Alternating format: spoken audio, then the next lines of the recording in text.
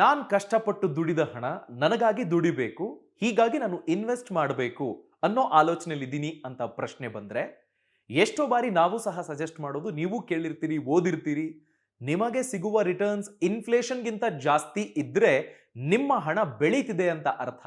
ಇಲ್ಲದೆ ಹೋದ್ರೆ ಅದು ಬೆಳೆಯೋದಕ್ಕೆ ಯಾವುದೇ ಪುರಾವೆ ಇಲ್ಲ ಅಥವಾ ಇನ್ನೂ ವ್ಯಾಲ್ಯೂ ಕಡಿಮೆ ಆಗ್ತಿದೆ ಅಂತ. ಅದರರ್ಥ ಇನ್ಫ್ಲೇಷನ್ ಅನ್ನೋದು ಬಹಳ ಇಂಪಾರ್ಟೆಂಟ್ ಟರ್ಮ್, ನಾವು ಪದೇ ಪದೇ ಕೇಳ್ತಾ ಇರ್ತೀವಿ. ಹಾಗಾದ್ರೆ ಇನ್ಫ್ಲೇಷನ್ ಯಾಕಾಗಿ ಜಾಸ್ತಿ ಆಗುತ್ತೆ? ಇನ್ಫ್ಲೇಷನ್ ಯಾವ ಸಂದರ್ಭದಲ್ಲಿ ಕಡಿಮೆ ಆಗಬಹುದು? ಹಾಗಾದ್ರೆ ಇನ್ಫ್ಲೇಷನ್ ಅನ್ನ ಯಾರು ಕಂಟ್ರೋಲ್ ಮಾಡ್ತಾರೆ?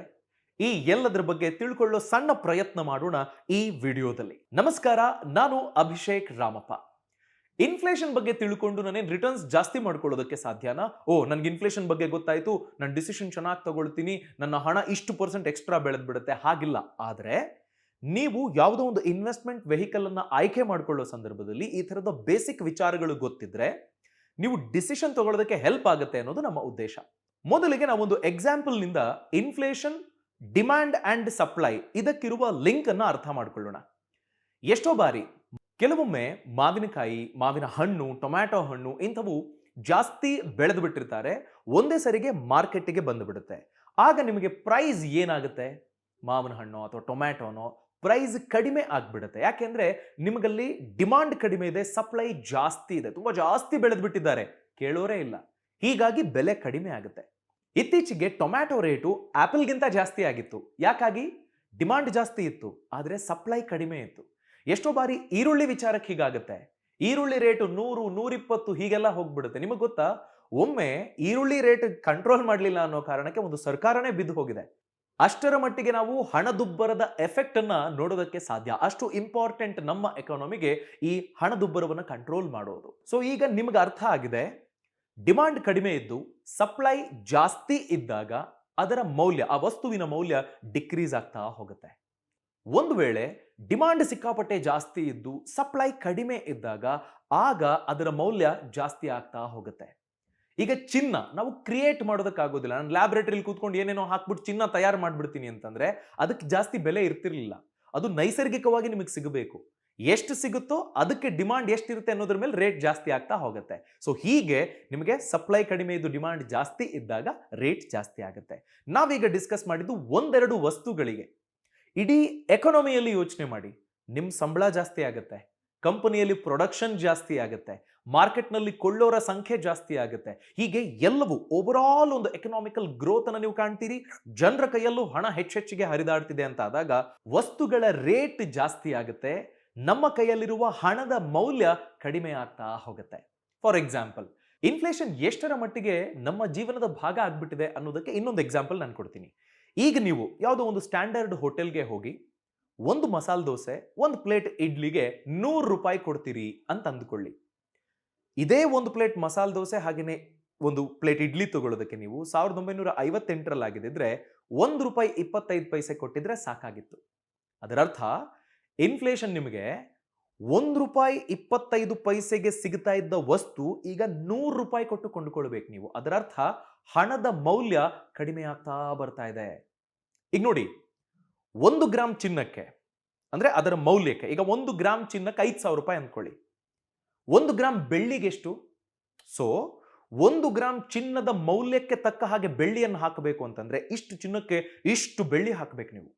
ಸೊ ಹೀಗಾಗ್ಬಿಟ್ಟಿದೆ. ಹಣದುಬ್ಬರದ ಕಾರಣಕ್ಕಾಗಿ ಹಣದ ಬೆಲೆ ಕಡಿಮೆ ಆಗ್ತಾ ಬರ್ತಾ ಇದೆ. ಇದನ್ನ ಅರ್ಥ ಮಾಡ್ಕೊಳ್ಳೋದಕ್ಕೆ ನಾವು ಹಣದ ಬಗ್ಗೆ ತಿಳ್ಕೊಂಡು ಬಿಡೋಣ. ಮುಂಚೆ ಬಾರ್ಟರ್ ಸಿಸ್ಟಮ್ ಇತ್ತು. ನಾನು 1 ಕೆಜಿ ಗೋಧಿ ಕೊಡ್ತೀನಿ, 2 ಕೆಜಿ ಈರುಳ್ಳಿ ತಗೋತೀನಿ. ನಾನು 5 ಕೆಜಿ ಅಕ್ಕಿ ಕೊಡ್ತೀನಿ, 1 ಕೆಜಿ ಆಲೂಗಡ್ಡೆ ತಗೊಳ್ತೀನಿ. ಹೀಗಿತ್ತು.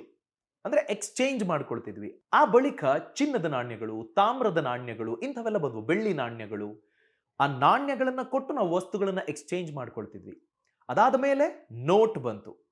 ನೋಟು ಒಂದು ಕಾಟನ್ ಪೀಸ್ ಆಫ್ ಪೇಪರ್ ಅಂತಾನು ನೀವು ಪರಿಗಣಿಸಿ, ತೊಂದರೆ ಇಲ್ಲ.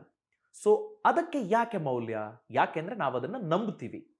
ಅದರ ಮೇಲೆ ನಮ್ಮ ರಿಸರ್ವ್ ಬ್ಯಾಂಕ್ ಆಫ್ ಇಂಡಿಯಾದ ಗವರ್ನರ್ ಪ್ರಾಮಿಸ್ ಮಾಡ್ತಾರೆ, ನಾನು ಈ ನೋಟ್ ಹೊಂದಿರೋರಿಗೆ, ಈಗ 100 ರೂಪಾಯಿ ನೋಟ್ ಆದ್ರೆ 100 ರೂಪಾಯಿಯ ವ್ಯಾಲ್ಯೂ ಸಿಗೋದಕ್ಕೆ ನಾನು ಪ್ರಾಮಿಸ್ ಮಾಡ್ತೀನಿ.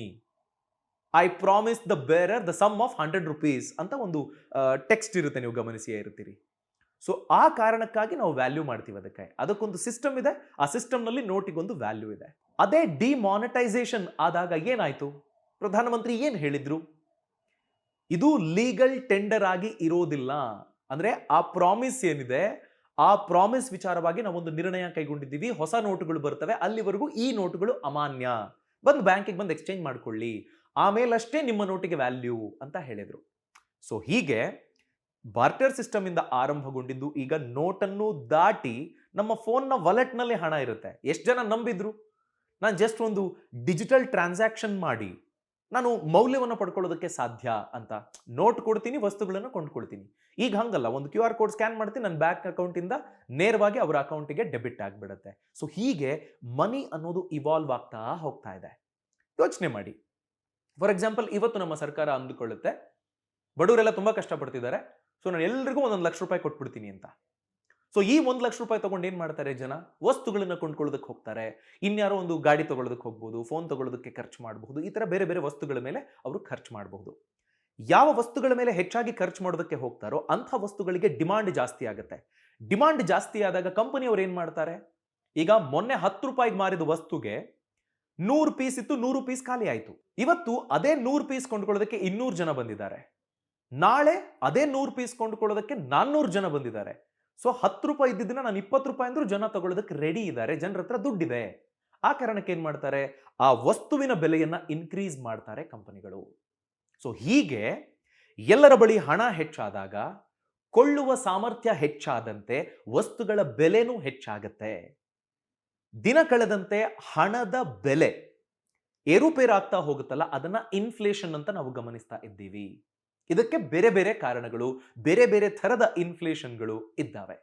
ಕಾರಣಗಳ ಬಗ್ಗೆ ನಾವು ತಿಳ್ಕೊಂಡಿದ್ದೀವಿ. ಬೇರೆ ಬೇರೆ ಥರದ ಇನ್ಫ್ಲೇಷನ್ನ ಬಗ್ಗೆನೂ ಗಮನ ಹರಿಸೋಣ.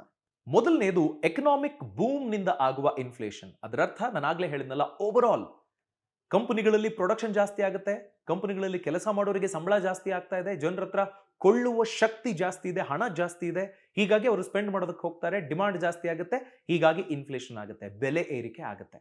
ಮುಂದಿನದು ರಾ ಮೆಟೀರಿಯಲ್ ಪ್ರೈಸ್ ಜಾಸ್ತಿ ಆದಾಗ, ಕಚ್ಚಾ ವಸ್ತುವಿನ ಬೆಲೆ ಜಾಸ್ತಿ ಆದಾಗ. ಈಗ ಯಾವುದೋ ಒಂದು ಹೋಟೆಲ್ಗೆ ಹೋಗ್ತೀರಿ ನೀವು, ಹೋಟೆಲ್ನಲ್ಲಿ ನಾನು ಆಗ್ಲೇ ಹೇಳಿದ್ನಲ್ಲ ಎಕ್ಸಾಂಪಲ್, ಆವಾಗ ಕೊಡ್ತಿದ್ದು 1 ರೂಪಾಯಿಗೆ ಎಷ್ಟು ಊಟ ಸಿಗ್ತಿತ್ತು, ಈಗ 100 ರೂಪಾಯಿ ಕೊಡ್ಬೇಕು ನೀವು. ಯಾಕಾಗಿ? ಎಲ್ಲ ಬೆಲೆ ಜಾಸ್ತಿ ಆಗಿದೆ, ಹೀಗಾಗಿ ಆ ಬೆಲೆನೂ ಜಾಸ್ತಿ ಆಗುತ್ತೆ. ಪೆಟ್ರೋಲ್ ಬೆಲೆ ಜಾಸ್ತಿ ಆದ್ರೆ ನೀವು ಕೊಂಡ್ಕೊಳ್ಳೋ ದಾಸ್ತಾನಿನ ಬೆಲೆ ಜಾಸ್ತಿ ಆಗುತ್ತೆ, ತರಕಾರಿ ಬೆಲೆ ಜಾಸ್ತಿ ಆಗುತ್ತೆ, ಹಾಲಿನ ರೇಟ್ ಜಾಸ್ತಿ ಆಗುತ್ತೆ. ಯಾಕಾಗಿ? Because raw material, transport cost ಎಲ್ಲವೂ ಸೇರ್ಕೊಳ್ಳುತ್ತೆ, ಲೇಬರ್ ಕಾಸ್ಟು ಇದೆಲ್ಲವೂ ಇಂಪಾರ್ಟೆಂಟ್. ಸೊ ನಿಮಗೆ ರಾ ಮೆಟೀರಿಯಲ್ನ ಪ್ರೈಸ್ ಜಾಸ್ತಿ ಆದಾಗ ವಸ್ತುವಿನ ಬೆಲೆನೂ ಜಾಸ್ತಿ ಆಗುತ್ತೆ. ಮುಂದಿನದು ಎಲ್ಲರ ಬಳಿ ಏಕ್ದಮ್ ಹಣ ಸಿಕ್ಕಿದಾಗ. ಎಕನಾಮಿಕಲ್ ಗ್ರೋತ್ ಆಗೋದು ಬೇರೆ, ಅಂದ್ರೆ ಬಿಸ್ನೆಸ್ ಚೆನ್ನಾಗಾಗ್ತಿದೆ, ಜನ ಕೊಂಡ್ಕೊಳ್ತಿದ್ದಾರೆ, ವಸ್ತುಗಳನ್ನ ಇಷ್ಟಪಡ್ತಿದ್ದಾರೆ, ಅದು ಬೇರೆ ಲೆಕ್ಕ. ಇನ್ನೊಂದು ಇದ್ದಕ್ಕಿದ್ದಂತೆ ಜನರ ಹತ್ರ ಸಿಕ್ಕಾಪಟ್ಟೆ ಹಣ ಬಂದ್ಬಿಡ್ತಪ್ಪ. ಈಗ ನೋಡಿ, ಫಾರ್ ಎಕ್ಸಾಂಪಲ್ ಜಿಂಬಾಬ್ವೆ ದೇಶದಲ್ಲಿ $100 ಟ್ರಿಲಿಯನ್ ಒಂದು ನೋಟ್ ಇದೆ. 100 ಟ್ರಿಲಿಯನ್ ಜಿಂಬಾಬ್ವೆ ಡಾಲರ್. ಅದರ ಆಕ್ಚುಯಲ್ ಮೌಲ್ಯ ವಿಶ್ವದ ರಂಗದಲ್ಲಿ ಅಂತ ನೀವು ಲೆಕ್ಕ ಹಾಕೊಂಡ್ರೆ $1 ಅಂದ್ರೆ 75 ರೂಪಾಯಿ ಮೌಲ್ಯದ ಒಂದು ನೋಟು. $100 ಟ್ರಿಲಿಯನ್. ನೋಡಿ, ಹಣದುಬ್ಬರ ಜಾಸ್ತಿ ಆದಾಗ ಹೀಗಾಗ್ಬಿಡುತ್ತೆ, ಹಣಕ್ಕೆ ಬೆಲೆನೇ ಇರೋದಿಲ್ಲ. ಸೊ ಅದು ಇನ್ನೊಂದು ಇನ್ಫ್ಲೇಷನ್. ಅದು ಅಂದ್ರೆ ಹಣ ಹೆಚ್ಚೆಚ್ಚು ನೀವು ಪ್ರಿಂಟ್ ಮಾಡಿ ಸರ್ಕ್ಯುಲೇಷನ್ ಬಿಟ್ಬಿಟ್ರೆ ಅದಕ್ಕೆ ಮೌಲ್ಯನೇ ಇಲ್ಲದಂತೆ ಆಗ್ಬಿಡುತ್ತೆ. ಸೊ ನಿಮ್ಮ ಬಳಿ ಯಾವುದಾದ್ರೂ ಗೋಲ್ಡ್ ರಿಸರ್ವ್ ಅಥವಾ ಬಿಸ್ನೆಸ್ ಏನಾಗ್ತಿದೆ, ಎಕನಾಮಿಕಲ್ ಗ್ರೋತ್ ಎಷ್ಟಾಗ್ತಿದೆ, GDP ಗ್ರೋತ್ ಎಷ್ಟಾಗ್ತಿದೆ, ಇದಕ್ಕನುಗುಣವಾಗಿ ಇನ್ಫ್ಲೇಷನ್ ಇರಬೇಕು. ನಾನು ನಮ್ಮ ಜನರಿಗೆ ಸಿಕ್ಕಾಪಟ್ಟೆ ಹಣ ಇರಬೇಕು ಅಂತ ಬಿರಿ ಪ್ರಿಂಟ್ ಮಾಡಿಬಿಟ್ರೆ ಎಕನಾಮಿಗೆ ಅಧೋಗತಿ ಆಗ್ಬಿಡತ್ತೆ. ಹಾಗಾದ್ರೆ ನಾವು ಮೊದಲಿಗೆ ಕೇಳ್ಕೊಂಡ ಮೂಲ ಪ್ರಶ್ನೆಗೆ ಬರೋಣ.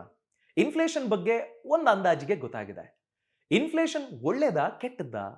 ಇನ್ಫ್ಲೇಷನ್ ಇಂದ ನಮ್ಗೆ ಯಾವ ರೀತಿ ಸಮಸ್ಯೆ ಆಗುತ್ತೆ? ನೋಡಿ, ಮೊದಲನೇದು, ಫಾರ್ ಎಕ್ಸಾಂಪಲ್ ಇನ್ಫ್ಲೇಷನ್ 0ನಲ್ಲಿ ಇಡ್ತೀವಿ ಅಂತ ಅನ್ಕೊಳ್ಳೋಣ. ಇನ್ಫ್ಲೇಷನ್ ಜಾಸ್ತಿನೇ ಆಗೋಲ್ಲ, ಹಣದುಬ್ಬರನೇ ಜಾಸ್ತಿ ಆಗದೆ ಇರುವಂತೆ ನಾವು ಪ್ಲಾನ್ ಮಾಡ್ತೀವಿ ಅಂತ. ಅಲ್ಲಿಗೆ ಕಂಪನಿಗಳು, ನಾನು ವಸ್ತುವಿನ ಬೆಲೆ ಜಾಸ್ತಿ ಮಾಡಲಿಲ್ಲ ಅಂತಂದ್ರೆ ಕೆಲಸಗಾರರಿಗೆ ಸಂಬಳ ಜಾಸ್ತಿ ಮಾಡೋದಕ್ಕಾಗೋದಿಲ್ಲ, ಸಂಬಳ ಜಾಸ್ತಿ ಆಗಿಲ್ಲ ಅಂದ್ರೆ ಆತ ಖರ್ಚು ಮಾಡೋದಿಲ್ಲ, ಖರ್ಚು ಮಾಡಿಲ್ಲ ಅಂತಂದ್ರೆ ಕಂಪನಿಯಲ್ಲಿ ಅಥವಾ ಪ್ರಾಡಕ್ಟ್ಗಳಿಗೆ ಡಿಮಾಂಡ್ ಇರೋದಿಲ್ಲ. ಸೊ ಹೀಗೆ ಎಕನಾಮಿಕಲ್ ಆಕ್ಟಿವಿಟಿಯ ಮೇಲೆ ಪ್ರಭಾವ ಬೀರುತ್ತೆ. ಅದೇ ನೀವು ಇನ್ಫ್ಲೇಷನ್ ಅಂದ್ರೆ ನಿಮಗೆ ಫಾರ್ ಎಕ್ಸಾಂಪಲ್ ಒಂದು 3% 4% ಇನ್ಫ್ಲೇಷನ್ ಇದ್ರೆ ನನಗೆ ಹೆಚ್ಚು ಹಣ ಸಿಗುತ್ತೆ. ಒಂದು ವೇಳೆ ಪ್ರೊಡಕ್ಷನ್ ಜಾಸ್ತಿ ಆಯಿತು ಅನ್ನೋದಾದ್ರೆ ಹೆಚ್ಚಿನ ಬೆಲೆಗೆ ಮಾರಾಟ ಮಾಡಬಹುದು. ಹೆಚ್ಚಿನ ಪ್ರೊಡಕ್ಷನ್ ಅನ್ನ ನಾನು ಮಾಡಬೇಕು ಅಂತಂದ್ರೆ ಹೆಚ್ಚು ಜನರನ್ನ ಕೆಲಸಕ್ಕೆ ತಗೊಳ್ಬೇಕು. ಹೆಚ್ಚು ಜನರನ್ನ ಕೆಲಸಕ್ಕೆ ತಗೊಂಡ್ರೆ ಅನ್ಎಂಪ್ಲಾಯ್ಮೆಂಟ್ ರೇಟ್ ಕಡಿಮೆ ಆಗುತ್ತೆ. ಹೀಗೆ ಇನ್ಫ್ಲೇಷನ್ನು, ಅನ್ಎಂಪ್ಲಾಯ್ಮೆಂಟು, ಎಕನಾಮಿಕಲ್ ಗ್ರೋತು ಇವೆಲ್ಲವೂ ಇಂಟರ್ ಲಿಂಕ್ಡ್. ಆದ್ರೆ ಇನ್ಫ್ಲೇಷನ್ ಒಂದು ಹದ್ದು ಬಸ್ತಿನಲ್ಲಿರುವಂತಹ ಹಣದುಬ್ಬರವನ್ನು ನಾವು ಮೇಂಟೈನ್ ಮಾಡಬೇಕು. ಇಲ್ಲದೆ ಹೋದ್ರೆ ಕಷ್ಟ ಆಗ್ಬಿಡುತ್ತೆ. ಈಗ 3% ಅಂತಂದ್ರೆ ನಿಮಗೆ ಈಗ ₹1 ಇರೋದು ₹2 ಆಗೋದಕ್ಕೆ, ಅಂದ್ರೆ ಈಗ ನಾನು ₹1 ಕೊಟ್ಟು ಒಂದು ಚಾಕ್ಲೇಟ್ ತಗೊಳ್ತೀನಿ, ಅದೇ ಚಾಕ್ಲೇಟಿಗೆ ನಾನು ₹2 ಕೊಟ್ಟು ಕೊಂಡುಕೊಳ್ಳುವಂತಹ ಸನ್ನಿವೇಶ ಬರಬೇಕು ಅಂತಂದ್ರೆ ಆಲ್ಮೋಸ್ಟ್ 30 ವರ್ಷದ ಇನ್ಫ್ಲೇಷನ್ ನೀವು ದಾಟಬೇಕು. ಆಗ ₹1ಗೆ ಸಿಗ್ತಾ ಇದ್ದ ವಸ್ತು ₹2 ಕೊಟ್ಟು ಕೊಂಡುಕೊಳ್ಳುವಂತಹ ಸನ್ನಿವೇಶ ಬರುತ್ತೆ. ಎಷ್ಟೋ ದೇಶಗಳಲ್ಲಿ ಈಗ ನಾವು ವೆನಿಜುವೆಲಾ, ಜಿಂಬಾಬ್ವೆ ಇಂಥ ಕಡೆಗಳಲ್ಲಂತೂ ಕೋಟಿ % ಲೆಕ್ಕದಲ್ಲಿ ಇನ್ಫ್ಲೇಷನ್ ಏರುಪೇರು ಆಗ್ತಾ ಇದೆ, ಅಂದ್ರೆ ಎಕ್ಸ್ಟ್ರಾ ಆಗ್ತಾ ಹೋಗ್ತಾ ಇದೆ. ಅಂದ್ರೆ ನೀವು ಒಂದು ಲಾರಿಯಲ್ಲಿ ತಗೊಂಡು ಹೋಗ್ಬೇಕು ಹಣನ, ಆ $100 ಟ್ರಿಲಿಯನ್ ಗೆ ₹75 ಅಂತ ಯೋಚನೆ ಮಾಡಿದ್ರೆ ನಿಮಗೆ ಅರ್ಥ ಆಗುತ್ತೆ ಎಷ್ಟು ದುಡ್ಡು ಕೊಟ್ಟು ನಾವು ಏನು ಕೊಂಡ್ಕೊಳ್ಳೋದಕ್ಕೆ ಸಾಧ್ಯ ಅಂತ. ಸೊ ಇದನ್ನ ಯಾರು ಕಂಟ್ರೋಲ್ ಮಾಡಬಹುದು? Central bank. ಅಂದ್ರೆ ನಮ್ಮಲ್ಲಿ ರಿಸರ್ವ್ ಬ್ಯಾಂಕ್ ಇದೆಯಲ್ಲ, ಆ ಥರ ಬೇರೆ ಬೇರೆ ಕಡೆಗಳಲ್ಲಿ ಸೆಂಟ್ರಲ್ ಬ್ಯಾಂಕ್ ಏನಿರುತ್ತೆ ಅವರು ಸ್ಟಡಿ ಮಾಡ್ತಾರೆ. ಎಷ್ಟೋ ಬಾರಿ ನಿಮಗೆ ರಿಟೇಲ್ ಇನ್ಫ್ಲೇಷನ್ ಅನ್ನು ಲೆಕ್ಕ ಹಾಕ್ತಾರೆ. ಅಂದ್ರೆ ಸಾಮಾನ್ಯ ಗ್ರಾಹಕ ಏನಾದರೂ ಕೊಂಡುಕೊಳ್ಳೋದಕ್ಕೆ ಎಷ್ಟು ಕಷ್ಟಪಡ್ತಿದ್ದಾನೆ ಅನ್ನೋದನ್ನು ಸ್ಟಡಿ ಮಾಡ್ತಾರೆ. ಕೆಲ ವಸ್ತುಗಳನ್ನು ಒಂದು ಬಾಸ್ಕೆಟ್ ನಲ್ಲಿ ಅವರು ಪರಿಗಣಿಸಿ, ಅಂದ್ರೆ ಕೆಲ ಸರ್ವಿಸಸ್ಸು, ಕೆಲ ವಸ್ತುಗಳು, ಇಂಥವುಗಳ ರೇಟ್ ಅನ್ನು ಗಮನಿಸಿ ಎಷ್ಟು ರೈಸ್ ಆಗ್ತಿದೆ, ಯಾವ ಕಾರಣಕ್ಕೆ ರೈಸ್ ಆಗ್ತಿದೆ, ಏನ್ ರೀಸನ್, ಇಂಥವನ್ನೆಲ್ಲ ಸ್ಟಡಿ ಮಾಡಿ ಒಂದು ಇನ್ಫ್ಲೇಷನ್ ರೇಟ್ ಅನ್ನೋದನ್ನ ಡಿಸೈಡ್ ಮಾಡ್ಕೊಳ್ತಾರೆ. ಅದಕ್ಕನುಗುಣವಾಗಿ rate of interest, repo rate ಇದೆಲ್ಲವನ್ನು ಡಿಸೈಡ್ ಮಾಡ್ತಾರೆ. ಎಕನಾಮಿಕ್ ಪಾಲಿಸಿಯನ್ನ ಡಿಸೈಡ್ ಮಾಡ್ತಾರೆ. ಫಾರ್ ಎಕ್ಸಾಂಪಲ್, ರೆಪೋ ರೇಟ್ ಅಂದ್ರೆ RBI ಇತರೆ ಬ್ಯಾಂಕ್ಗಳಿಗೆ ಹಣವನ್ನ ಲೆಂಡ್ ಮಾಡುವಂತ, ಅಂದ್ರೆ ಕೊಡುವಂತ, ಬಿಸ್ನೆಸ್ಗೆ ನಡೆಸೋದಕ್ಕೆ ಬೇಕಾಗುವ ಹಣವನ್ನು ಕೊಡುವಂತಹ ರೇಟ್ ಅಂತ ನಾವು ಗಮನಿಸಿದ್ರೆ, ರೆಪೋ ರೇಟ್ ಅನ್ನ ಜಾಸ್ತಿ ಮಾಡ್ತು ಅಂತ ಅಂದ್ಕೊಳ್ಳಿ. ಆಗ ಈಗ ನಾನು ಒಂದು HDFC ಬ್ಯಾಂಕ್ ಅಂದ್ಕೊಳ್ಳಿ, ನನ್ನ ಹತ್ರ ಈಗ ಕ್ಯಾಶ್ ರಿಸರ್ವ್, ಯಾರೋ ನನ್ನ ಹತ್ರ ಡೆಪಾಸಿಟ್ ಇಟ್ಟಿದ್ದಾರೆ, ಬೇರೆ ಬೇರೆ ತರದ ಹಣ ಇದೆ, ನಾನು ಅದನ್ನ ಬೇರೆ ಬೇರೆ ಇಂಟ್ರೆಸ್ಟ್ ರೇಟ್ಗೆ ಸಾಲ ಕೊಡ್ತಾ ಇದ್ದೀನಿ, ಬಿಸ್ನೆಸ್ ಆಗ್ತಾ ಇದೆ, ಬಟ್ ನನಗೆ ಸಾಕಾಗ್ತಿಲ್ಲ, ಇನ್ನು ಡಿಮಾಂಡ್ ಜಾಸ್ತಿ ಇದೆ. ಆ ಕಾರಣಕ್ಕೆ ನಾನು ಏನು ಮಾಡ್ತೀನಿ, ರೆಪೋ ರೇಟು ಒಂದು ₹100 4%, 3% ಎಷ್ಟೋ ಡಿಸೈಡ್ ಮಾಡುತ್ತೆ, ಅದನ್ನ ಕೊಟ್ಟು RBI ನಿಂದ ಸಾಲ ತಗೊಂಡು ನಾನು ಬಿಸ್ನೆಸ್ ನಡೆಸ್ತೀನಿ. ಹೆಂಗೆ? 10,000 ಕೋಟಿ ತಗೊಳ್ತೀನಾ, ಆ 10,000 ಕೋಟಿನ ವೆಹಿಕಲ್ ಲೋನು, ಹೋಮ್ ಲೋನ್, ಅದು ಇದು ಅಂತ ಕೊಡ್ತೀನಿ. ನಾನು ತಗೊಂಡಿದ್ದು 4%ಗೆ, ನಾನು ಕೊಡೋದು 10% 15% ಇಂಟ್ರೆಸ್ಟ್ಗೆ, ಅದು ಬರುತ್ತಲ್ಲ ನನಗೆ ಇಂಟ್ರೆಸ್ಟು, ಅದರಲ್ಲಿ ನಾನು ಸಾಲ ತೀರಿಸ್ತೀನಿ, ಬ್ಯಾಂಕ್ ಸಹ ಲಾಭದಲ್ಲಿ ನಡೆಯುತ್ತೆ. ಕರೆಕ್ಟ್ ಅಲ್ವಾ? ಈ ರೆಪೋ ರೇಟ್ ಅನ್ನ ಜಾಸ್ತಿ ಮಾಡಿದ್ರೆ ಬ್ಯಾಂಕ್ಗಳು ಏನ್ ಮಾಡ್ತವೆ, ಇಂಟ್ರೆಸ್ಟ್ ರೇಟ್ ಅನ್ನ ಜಾಸ್ತಿ ಮಾಡ್ತವೆ. ಯಾಕೆ ಹೇಳಿ? ನಾನು ದುಬಾರಿ ದುಡ್ಡು ಕೊಟ್ಟು ತಗೊಳ್ತಿದ್ದೀನಿ ಕ್ಯಾಪಿಟಲ್ ಅನ್ನ, ಸೊ ಹಾಗಾಗಿ ನಾನು ನಿಮ್ಮ ಹತ್ರ ಇಂಟ್ರೆಸ್ಟ್ ಅನ್ನು ಜಾಸ್ತಿ ತಗೊಳ್ತೀನಿ. ಆಗೇನಾಗುತ್ತೆ, ಜನರ ಕೈಯಲ್ಲಿ ಹಣದ ಹರಿವು ಕಡಿಮೆ ಆಗುತ್ತೆ. ಅಯ್ಯೋ ದುಬಾರಿ ಇಂಟ್ರೆಸ್ಟ್ ಯಾಕೆ ಬೇಕು, ಸಾಲ ಬೇಡವೇ ಬೇಡ, ಕಡಿಮೆ ಆದಾಗ ನೋಡ್ಕೊಳ್ಳೋಣ ಅಂತ.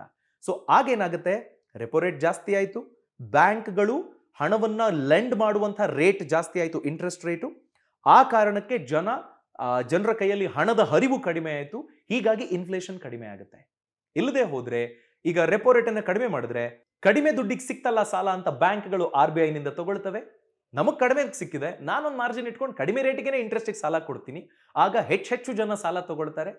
ಆಗೇನಾಗುತ್ತೆ, ಎಕನಾಮಿಯಲ್ಲಿ ಹಣದ ಹರಿವು ಜಾಸ್ತಿ ಆಗುತ್ತೆ, ಆಗ ಇನ್ಫ್ಲೇಷನ್ ಜಾಸ್ತಿ ಆಗುತ್ತೆ. ಸೊ ಹೀಗೆ ಒಂದು ಲಿಂಕ್ ಇದೆ. ಕೆಲ ಪಾಲಿಸಿಗಳಿಂದ ಇನ್ಫ್ಲೇಷನ್ ಅನ್ನ ನಾವೊಂದು ನಿಗದಿತ ಪ್ರಮಾಣದಲ್ಲಿ ಇಡುವಂತಹ ಪ್ರಯತ್ನವನ್ನ ಮಾಡ್ತೀವಿ. ನಮ್ಮಲ್ಲಿ ಪ್ರತಿ ವರ್ಷದ ರೇಟ್ ಅನ್ನು ನಾವು ಗಮನಿಸಿದ್ರೆ 3% ಅಷ್ಟರ ಇನ್ಫ್ಲೇಷನ್ ರೇಟ್ ಅನ್ನ ಮೈಂಟೈನ್ ಮಾಡ್ತಾರೆ. ಅಂಡ್ ಫಿಸ್ಕಲ್ ಡೆಫಿಸಿಟ್ ಇರುತ್ತಲ್ಲ, ಅದು ಸಹ ತುಂಬಾ ಇಂಪಾರ್ಟೆಂಟ್ ಇನ್ಫ್ಲೇಷನ್ ನ ವಿಚಾರದಲ್ಲಿ. ಈ ಫಿಸ್ಕಲ್ ಡೆಫಿಸಿಟ್ ಅಂದ್ರೆ ಏನು ಅಂತ ನೀವು ಕೇಳಬಹುದು. ನೋಡಿ, ಬಜೆಟ್ ನ ಸಂದರ್ಭದಲ್ಲಿ ಈ ಮಾತನ್ನ ಕೇಳೇ ಇರ್ತೀರಿ.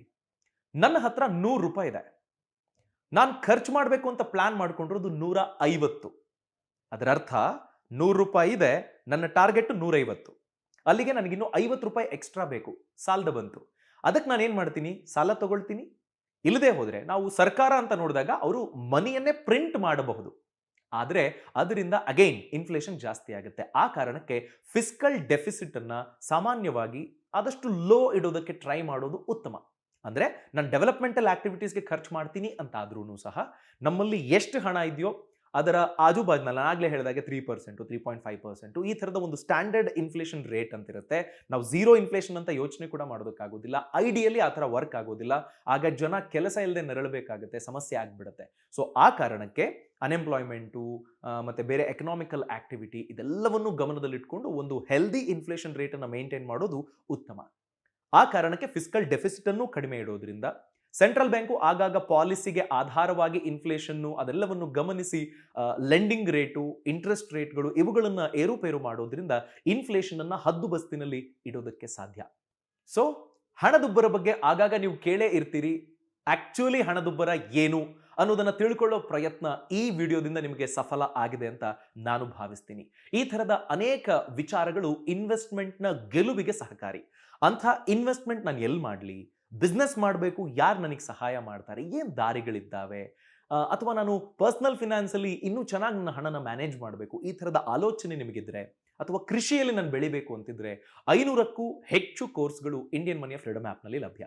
ಈ ಕೂಡಲೇ ಪ್ಲೇಸ್ಟೋರ್ ಅಥವಾ ಆ್ಯಪ್ ಸ್ಟೋರ್ನಿಂದ ಡೌನ್ಲೋಡ್ ಮಾಡಿಕೊಳ್ಳಿ. 500ಕ್ಕೂ ಹೆಚ್ಚು ದಾರಿಗಳಲ್ಲಿ ನೀವು ಯಶಸ್ಸು ಕಾಣಿ. All the very best.